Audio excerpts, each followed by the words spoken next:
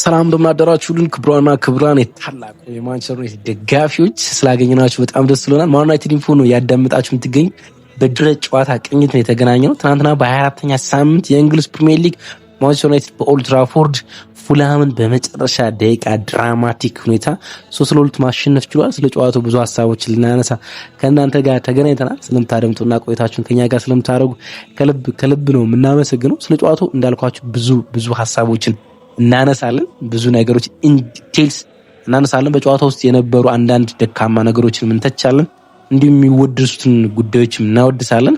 ከመጀመሪያው ደቂቃ ጀምረን እስከ መጨረሻው ደቂቃ የነበሩትን ትልልቅ ሙቭመንቶችንም እንዳሳል ኢች ነው የምናነሳው። እያንዳንዷን ሙቭመንት ለማንሳት እንሞክራለን። ብቻ አብራችሁን ቆዩና አድምጦታችሁን ስጡን። ማንቸስተር ዩናይትድ ፈርስት ሃፍ እየመራ ተሸንፎ ያውቅም። ይሄን ታሪኩን በድጋሚ ማስጠበቅ ይችላል። ቶፕ 4 አሁንም ፕሬዠር እያሳደረ ነው። ማንቸስተር ሲቲ ትናንትና አቻ መውጣቱን ተከትሎ ከማንቸስተር ዩናይትድ ጋር ያለው የነጥብ ልዩነት እንኳን እየተቀራረበ ነው። ማንቸስተር ዩናይትድ ከዚህም ከፍ ያለ የነጥብ ይዞ የማጠናቀቅና ደረጃውን የማሻሻል እድሉም ሰፊ እያለ ነው።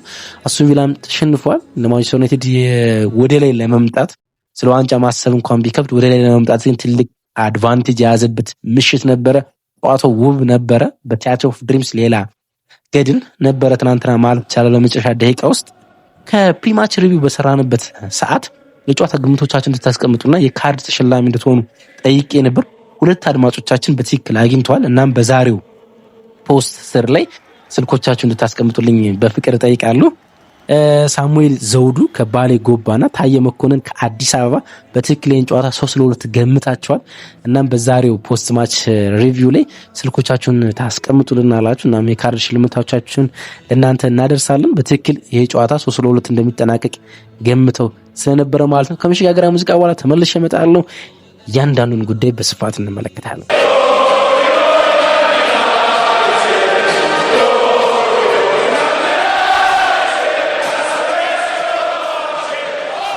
አስደናቂ ጨዋታ ነበር ከፉልሃም ጋር የነበረን። እንደዚህ አይነት ውብ ታሪኮች፣ እንደዚህ አይነት ውብ የመጨረሻ ደቂቃ ጎሎች፣ እንደዚህ አይነት ውብ ስሜቶች ሊፈጸሙበት የሚችለው ስታዲየም ቲያትር ኦፍ ድሪምስ ኦልድ ትራፎርድ ነው። ሊያደርገው የሚችል ደግሞ ማንቸስተር ዩናይትድ ብቻ ነው። ያን ነው ትናንትና ምሽት ማድረግ የቻለ። በመጨረሻ ደቂቃዎች በኬቨን አማካኝነት ውብ ጎል ቢቆጠርበትም በመጨረሻ ሽርፍራፊ ሰከንዶች ግን ሌላ ተአምር፣ ሌላ ውብ ታሪክ በኦልድ ትራፎርድ መፈጸም ይችላል። አሁን የ2021 የማንቸስተር ዩናይትድ የእሱን ስብስብ ጨምረን 2021 ከኦሊጎ ሶልሼር የተረከበውን ቡድን ጨምረን ባለፉት 5 ማንቸስተር ዩናይትድ የመራባቸው ጨዋታዎች ውስጥ 4ቱን ማሸነፍ ችሏል። አንድ አቻ ነው የወጣ ከቼልሲ ጋር አቻ የወጣው ማለት ነው። ይህ ማለት ከመጀመሪያ 5 ጨዋታዎች ውስጥ 4 ማሸነፍ ከቻሉ በታሪክ ሶስተኛው የማንቸስተር ዩናይትድ አሰልጣኝ መሆን ችሏል። 1946 ማት ቤዝቢ 5-5 አሸንፈው ነበር። 2019 ኦሊጎ ሶልሼር 5-5 አሸንፈው ነበር። ካሪክ ሶስተኛው አሰልጣኝ ሆኗል። ከ5-4 ጌም በመጀመሪያው ጨዋታዎቹ ያሸነፈ ማለት ነው። እና ማንቸስተር ዩናይትድ በድጋሚ አስደናቂውን ታሪክ በኦልድ ትራፎርድ ጽፏል። እስከ ረፍት ጨዋታዎችን እየመራ በታሪክ ተሸንፎ አያውቅም። ይሄን ነገር ታውቃላችሁ ቢያስባሉ ብዙ ጊዜ ደጋግሜ ስላነሳሁት ማለት ነው። ማንቸስተር ዩናይትድ እስከ ረፍት መርቶ ጌሞችን ተሸንፎ አያውቅም። 330 ጌሞችን እስከ ረፍት መርቶ ያውቃል። 330 ጌሞችን ማለት ነው። 304ቶችን የትናንትና ምሽቱን ጨምሮ በድል አጠናቋል። 26ቱን ጨዋታዎች አቻ ወጥቷል። 0 ሽንፈት ነው ያለው ማለት ነው። ያን ያለው በጣም አስደናቂ ነው። 2026 ከገባ ዩናይትድ አሁን ምንም አይነት ሽንፈቶችን ካላስተናገዱ የፕሪሚየር ሊግ ቡድኖች አንዱ ነው። አዎ በኤፍኤ ካፕ አንድ ሽንፈት አለው። በሊጉ ግን የፈረንጆቹ አዲስ ዓመት ከገባ ጀምሮ ምንም አይነት ሽንፈቶች አላጋጠሙትም። ባለፈው ውድድር ዓመት በ38 ጨዋታዎች ውስጥ 15ኛ ደረጃ ይዘን ስናጠናቀቅ 42 ነጥብ ነበር መሰብሰብ የቻለ።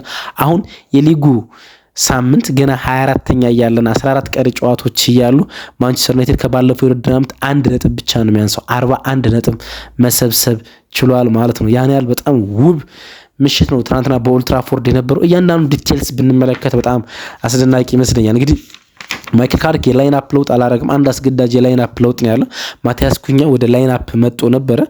እሱም ፓትሪክ ዶርግ በጉዳት ምክንያት ስላልነበረ ማቲያስ ኩኛ የግራ መስመር አጥቂ ሆኖ ጨዋታውን ጀምሯል። ከዛ ውጭ የላይን አፕ ለውጥ አልነበረም። በድጋሚ ሁለቱ ፉልባኮች ሉክሾና እንዲሁም ደግሞ ጀምሯል። ሁለቱ ሴንተር ባኮች ሆኖ ሃሪ ማጉዌርና ሊሳንድሮ ማርቲኔዝ የጀመሩ ሲሆን በአማካኝ ስፍራ ላይ ደግሞ ካስሜሮና ኮቢ ማይኖ ተጣምሯል። ኮቢ ማይኖ በድጋሚ በጣም አስደናቂ ጨዋታና 90 ደቂቃን ጨምሯል። በሁለቱ ዊንጎች ላይ አማድና ማቲያስ ኩኛ፣ የፊት መስመሩን ብራያን ሚምቤሞ ተሰልፏል። ብራያን ሚምቤሞ ወደ ማንቸስተር ዩናይትድ ከመጣባቸው ጊዜያቶች ሁሉ ደካማው ምሽቱ የትናንት ነው ማለት ይቻላል።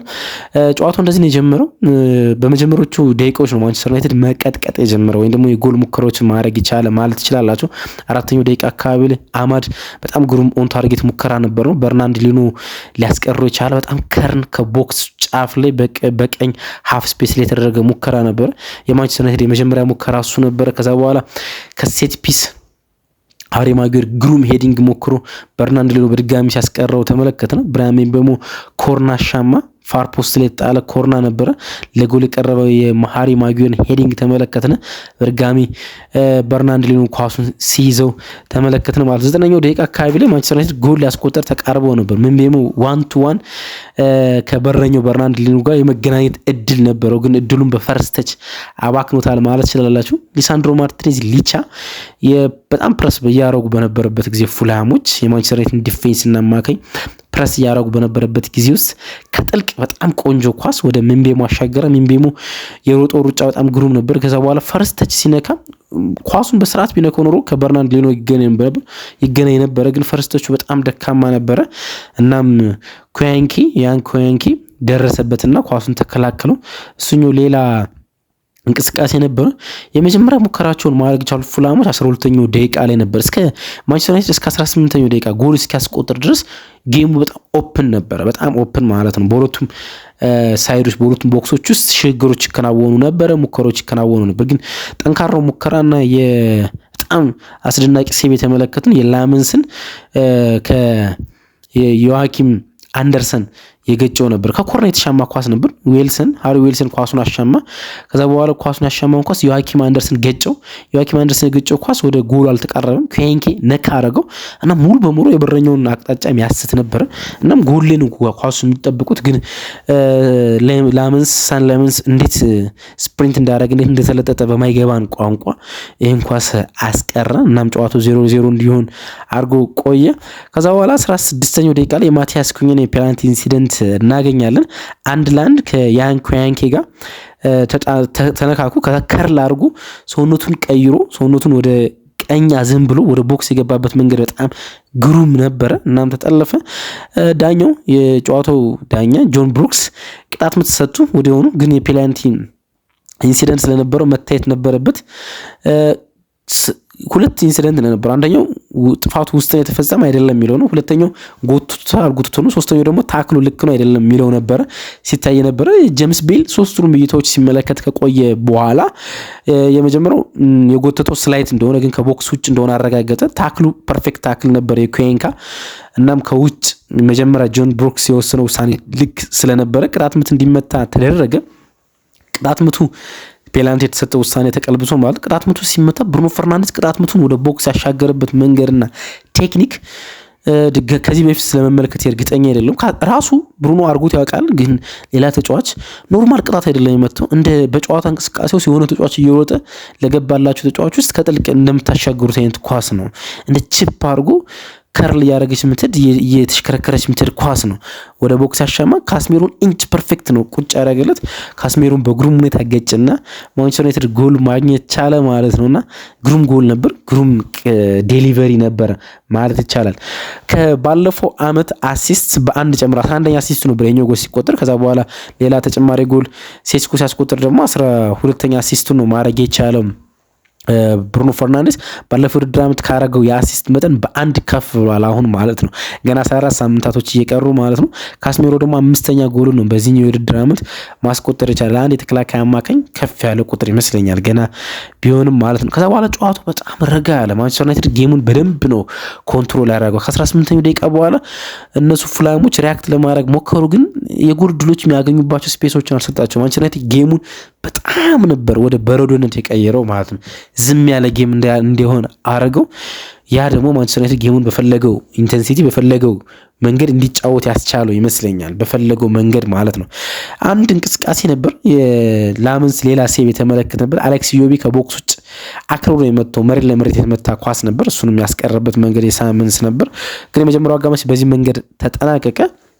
አንድ ሳረሰው መጠቆም የምፈልገው እንቅስቃሴ ላይ መጀመሪያው አጋማሽ ላይ የተመለከትኩት ግን ባለፉት ሳምንታት ውስጥ ደጋግሜ ሳነብሰው የነበረው የማቲያስ ኩኛ የፖዚሽን ጉዳይ አሳሳቢ ይመስለኛል። ለኔ ሀሳቦችን ቢሰጡበት ደስ ይለኛል። ፓትሪክ ዶርጉን ለምን እንደሚመርጠው የተመለከትንበት ይመስለኛል።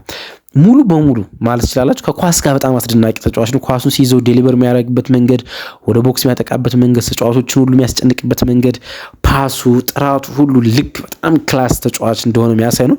ኦፍ ዘ ቦል ግን የሚቆምበት ስፔስ እንኳን ልክ አይደለም። የመስመር ተጫዋች ነው። ያ የመስመር ተጫዋች ማለት በግራ ኮሪዶር ውስጥ መገኘት አለበት።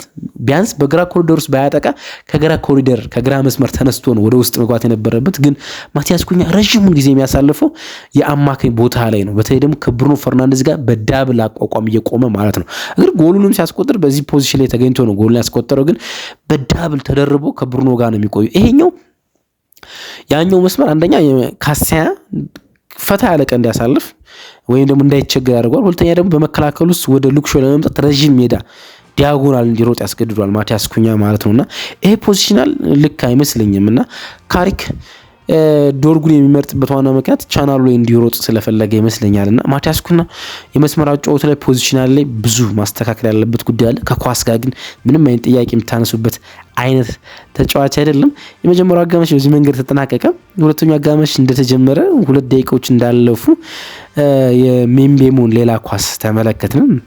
ሜምቤሞን ልንወቅስበት የምንችለው እንቅስቃሴ ማለት ትችላላችሁ። ምክንያቱም ከበርናንድ ሊኖ ጋር ፌስ ቱ ፌስ ነበር ዳሎ እንዲገናኝ ያደረጉበት ስሩ ቦል፣ በጣም በቆንጆ ስሩ ቦል። ግን ሜምቤሞ ይህን ኳስ ሲያመክነው ተመለከትን። በጨዋታው አጠቃላይ በጣም ንቁ አልነበረም ማለት ይቻላል። ብራያን ሜምቤሞ ንቁ አልነበረም። ለምን እንደሆነ አላውቅም፣ ንቁ አልነበረም። እናም ይህን ኳስ ባከነ። ዳሎ በጣም ቆንጆ ስሩ ቦል ነበር ያሻማለት። ሌላ ኳስ ነበረ ግን ሳንለሜንስ ልናደንቅበት የምንችል ማለት ነው የዊልሰን ቅጣት ምት፣ የሃሪ ዊልሰን ቆንጆ ቅጣት ምት 51ኛው ደቂቃ ላይ ተሞክሮ ነበር። ግን ሳንለሜንስ ጎል እንዳይሆን ማድረግ ቻለ። 58ኛው ደቂቃ 55ኛው አይሚን የማቲያስ ኩኛን በጣም ድንቅ አጨራረስ የተመለከትንበትን ኳስ ተመለከትን አይደል? ከቀኝ አንግል ካስሜሮ በጣም ውብ የሆነ ኖሉክ ፓስ ወይም ደግሞ ባላየ ያቃበለው በአማርኛ ምን እንደሚባል አላቅም፣ ግን ባላየ እንባላለን። ድሮኛ ኳስ እንጫወት እንደዛ እንብል ነበር። ፊታችን ወደ ቀኝ አዙረን ፓስ ወደ ግራ ከሄደ ወይንም ፊታችን ወደ ግራ አዙረን ፓስ ወደ ቀኝ ከሄደ ባላየ ይባላል። ነጮቹ ኖሉክ ይሉታል። ከቀኝ አንግል ወደ ቦክስ ነበር ኖሉክ፣ በጣም ግሩም ኖሉክ። ሌላ ተጫዋች ቢያደርጉት ቶኒ ክሩዝ ወይም ሞድሪች ወይም ኬቨን ዲ ብራይነ ወይም ብሩኖ ፈርናንዴዝ ቢያደርጉት የሚገርመን አይደለም። ግን ካስሚሮ ነው ያደረገው ያን በጣም ግሩም ኳስ። እንደዚህ አይነት ፓስ ብዙ ጊዜ ሲያደርግ የምንመለከቱ ቦቢ ፌርሚኖ የቀድሞ የሊቨርፑል የፊት መስመር ተጫዋች 9 ቁጥሩ ማለት ነው። እንደዚህ አይነት አሲስቶችን ሲያደርግ ብዙ ጊዜ ተመልክቼ አውቃለሁ። ጎሎቹን በዛ መንገድ ኖሉክ ሲያስቆጥር ተመልክቼ አውቃለሁ። ካስሜሮ ያን ኖሉክ ፓስ አረገ ወደ ቦክስ ነው። በጣም ቆንጆ ፓስ ነው። ግን ደግሞ ክሊር ከት ቻንስ አይደለም ለማቲያስ ኩኛ ማለት ይቻላል። ግን ማቲያስ ኩኛ ኳሱን ሀፍ ቻንሱን ነው ወደ ጎልነት የጨረሰው። ሹቱ፣ ጥንካሬው፣ ጎሉን የመረጠበት አንግል ሁሉ በጣም አስደናቂ ነበር ለማቲያስ ኩኛ ማለት ነው። አሁን በተከታታይ ጨዋታዎች ውስጥ ተጽዕኖን ያየ ነው። በማንቸስተር ሲቲ ጨዋታ ላይ አሲስት ሲያደርግ ተመለከተና የአርሰናል ጨዋታ ላይ ጎል አስቆጠረ። ትናንትና ምሽት ደግሞ ተጨማሪ ውብ ጎል ማስቆጠር ቻለ ማለት ነው። ይሄኛው ጎል ከተቆጠረ በኋላ ሪያክት ለማድረግ ነው የሞከሩት ሙሉ በሙሉ ማለት በሚቻል ደረጃ ፉላሞች። እናም ጎል አስቆጠሩ። ኩዌንካ በጨዋታ ውስጥ በብዙ ኢንሲደንቶች ሲሳተፍ የነበረው ተጫዋች ማለት ነው። ኩዌንካ ጎል አስቆጠረ። ሄሚኒዝ ቅጣት ምት መታ፣ ብሎክ ተደረገ። ቅጣት ምቱን ብሎክ ከተደረገ በኋላ ኩኛ ኳሱን ሊነካ ሲል ኳሱን አጣው። ቺኩዌዚ ኳሱን አገኘ። ቺኩዌዚ የሞከረውን ኳስ ኩዌንካ ነካና ከሊቻ ጋር አጋጭቶ መሰለኝ ጎሉን አስቆጠረ። ግን ጎሉ በኦፍሳይድ ምክንያቱም ቺኩዌዚ መጀመሪያ ገና ኳሱ ሲቀበለው ኦፍሳይድ ነበር። ኖ ኳሱ ሲቆጠር ኩዌንካ ያስቆጠረው ሊቻ ብሎክ አድርጎት ነው። ብሎክ የተመለሰውን ኳስ ነው ያስቆጠረው። ግን ቺኩዌዚ መጀመሪያ ኳሱ ሲቀበል ኦፍሳይድ ነበረውና ጎሉ ተሻረ።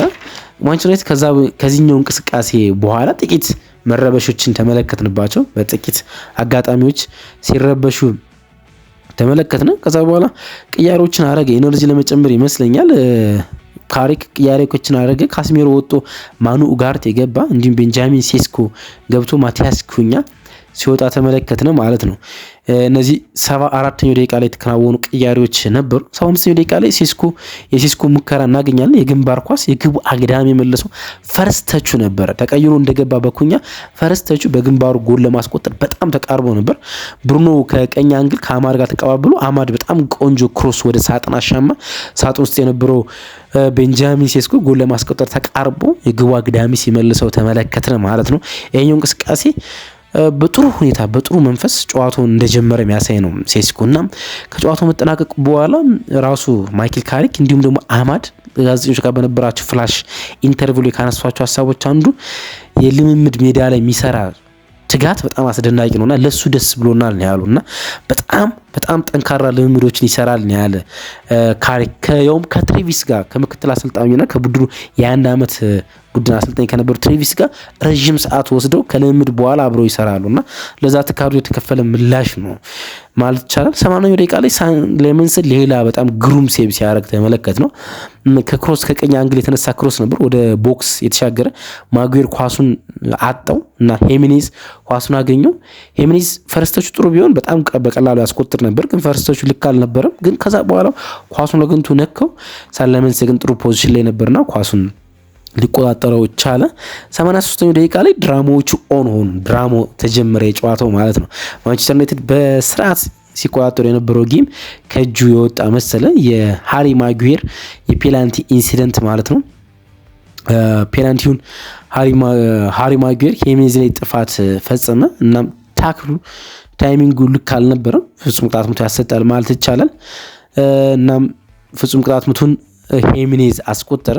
ሄሚኔዝ በፕሪሚየር ሊግ ውስጥ ከአንዳንድ ፍጹም ቅጣት ምቶች ከሚያስቆጠሩ ተጫዋቾች አንዱ ነው። እናም ሊሲቶ አልቻለም። ይሄኛው ቅያሪ ሆነ። ወዲያውኑ አሰልጣኝ ካሪክ ሰብስቲቱሽን አረገ። ዳሎ ወጥቶ ማዝራዊ ገባ። ጨዋታው ከእጁ ሊወጣ እንደሆነ የተገነዘበ ይመስላል ማይክል ካሪክ።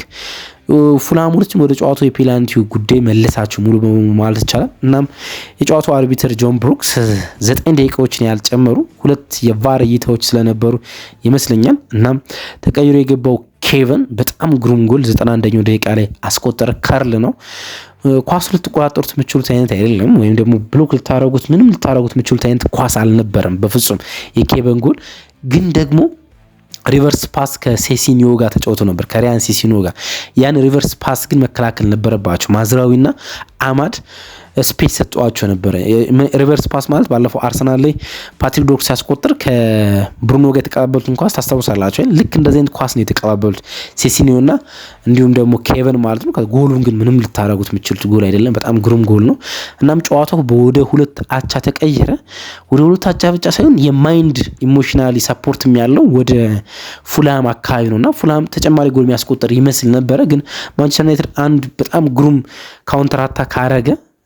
ብሩኖ ፈርናንዴዝ ኳስ ተቀበለ። ረሶት ከማን እንደተቀበለ ከዛ በኋላ ኳሱን ከመንካቱ በፊት በፖዚሽን ብቻ ፎልስ ራን አድርጎ ወይም ሐሰተኛ የቦዲ ሙቭመንት አድርጎ ካልቪን ባሲንን ያለፈበት መንገድ ሁሉንም ነገር ያስተካከለ ነበረ። ብሩኖ ፈርናንዴዝ መጀመሪያ ኳሱን ቢነቀው ካልቪን ባሲን ገፍቶ ይቀበለው ነበር፣ ወይም ፊዚካሊ ካልቪን ባሲ ግዙፍ ነበር። ግን ኳሱን ሳይነካ በሰውነቱ ብቻ ሽፍት አድርጎ ፖዚሽን ላይ አሳተው። እናም ስፔስ ያልነበረው የሚመስለው እንቅስቃሴ ሰፊ ስፔስ አገኘ ብሩኖ ፈርናንዴዝ። እናም ወደ ቦክስ ኳሱን ላከ። ወደ ቦክስ ኳሱን ሲልከው ለቤንጃሚን ሴስኮ ኳሷ ታጥር ነበር ወይም ደግሞ ለመድረስ ያስቸግር ነበር። ግን ወደ ኋላ ሳብ ብሎ ቤንጃሚን ሴስኮ ቀረና ኳሱን ነካ። ከዛ በኋላ በግሩም ሁኔታ ወደ ጎል አጨረሱና ድራማውን በሚገርም ሁኔታ አጠናቀቀው ማለት ይቻላል። ማንቸስተር ዩናይትድም 3-2 ማሸነፍ ቻለ። በጣም አስደናቂ ምሽት ነበረ ማለት ይቻላል። በፍጹም ማለት ነው። በፍጹም አስደናቂ ምሽት ነበር። ብሩኖ ፈርናንዴዝ ከ2020-21 ሲዝን በኋላ በአንድ አመት ውስጥ ከፍተኛውን አሲስት 12 አሲስት ማድረግ ችሏል። ገና 14 የፕሪሚየር ሊግ ጨዋታዎች ይቀራል። ስለዚህ ብዙ አሲስቶችን ሊያደርግ እንደሚችል በቀላሉ መገመት ይቻላል። ግሩም ምሽት ነበረ ለካሪክ፣ ለማንቸስተር ዩናይትድ ተጫዋቾች። ካሪክ ከጨዋታው በኋላ አንድ ነገር አንስቷል። በኦልድ ትራፎርድ የመጨረሻ ደቂቃ ላይ ጎል አስቆጠር እንደማሸነፍ በጣም ያስደስት ነገር የለም። ጨዋታውን ተረጋግተን ብናሸነፍ ደስ ይለኝ ነበር፣ ግን በኦልድ ትራፎርድ በመጨረሻ ደቂቃዎች ውስጥ ጎል አስቆጠረ እንደማሸነፍ የሚያስደስት ነገር የለም ሲል ነው ጨዋታውን ቶታሊ የገለጸው። ጨዋታው እናንተ እንዴት አገኛችሁት? አሁን የእናንተን ሀሳብ የምሰማበት ነው። ጻፉልኝ፣ ረጃጅም ጽሁፎችን ብጽፉልኝ በሚቀጥለው ቪዲዮ ላይ ለማንበብ ሞክራለሁ። አብራችሁ ስለነበራችሁ ከልብ አመሰግናለሁ። በጣም አስደናቂ ፐርፎርማንስ፣ አስደናቂ ብቃት እንዲሁም ደግሞ የመጨረሻ ደቂቃ ጎል ነበር። ጥቂት የምናነሳቸው ነገሮች ካሉ ቅድም ያነሱት የማቲያስ ኩኛ ፖዚሽናልና የብራሂም ምቤሞ ጥቂት ንቃት የጎደለው ጨዋታ ነበረ። ለአንዳንድ ተጫዋቾች ግን አስደናቂ ምሽት ነበር። በተለይ ለኮቢ ማይኖና ካስሜሮ ግሩም ፐርፎርማንስ ያሳዩበት ምሽት ነበረ። ምን ተሰማችሁ? ጻፉልኝ። ተከታታይ 3 ጨዋታዎችን ካሪክ ማሸነፍ ችሏል። ወደ ሊጉ አናት ላይ መምጣት ችሏል። በ24 ጌም 41 ነጥቦችን ይዞ አሁን ቶፕ 4ን ሴፍ እያደረገ ያለ ይመስላል። ማይክል ካሪክ አብራችሁ ስለነበራችሁ ከልብ አመሰግናለሁ። ባይ ወዳችኋለሁ።